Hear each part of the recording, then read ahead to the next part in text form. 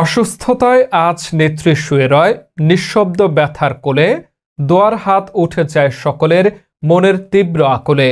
দেশমায়ের রোগ মুক্তির প্রার্থনা রাতভর বাঁচে মনে, সুস্থতার আলো ফিরুক তার জীবনের প্রতিটি ক্ষণে।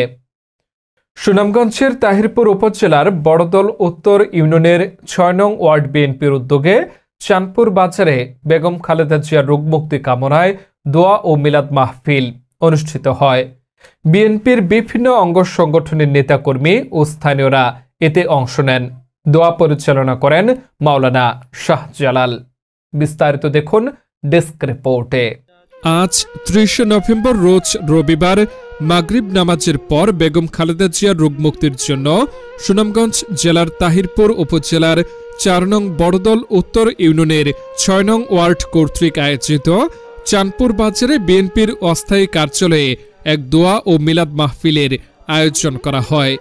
উক্ত মিলাদ মাহফিলে ৬ নং ওয়ার্ডের বিএনপি সভাপতির সভাপতিত্বে উপস্থিত ছিলেন বিএনপি যুবদল, কৃষক দল, স্বেচ্ছাসেবক দল, ছাত্রদল ও এলাকার সর্বস্তরের জনগণ।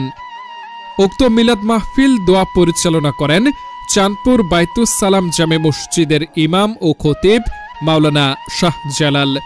দোয়া মাহফিলে সকল নেতাকর্মী মহান রাব্বুল আলামিনের কাছে বেগম খালেদা জিয়ার সুস্থতা কামনা করেন।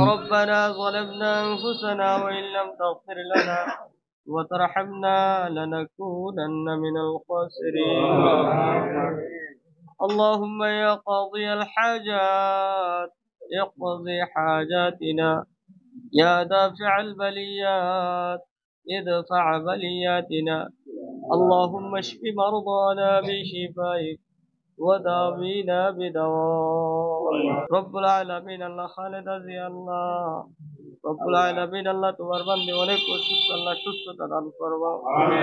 পাশাপাশি দেশনায়ক তারেক রহমানের দীর্ঘায়ু এবং আরাফাত রহমান কুকুর মাগফিরাত কামনা করেন। পরিশেষে সকলের মধ্যে তবারক বিতরণ করে উক্ত দোয়া ও মিলাদ মাহফিল সমাপ্ত হয়। ডেস্ক রিপোর্ট, দৃষ্টিকোণ সংবাদ।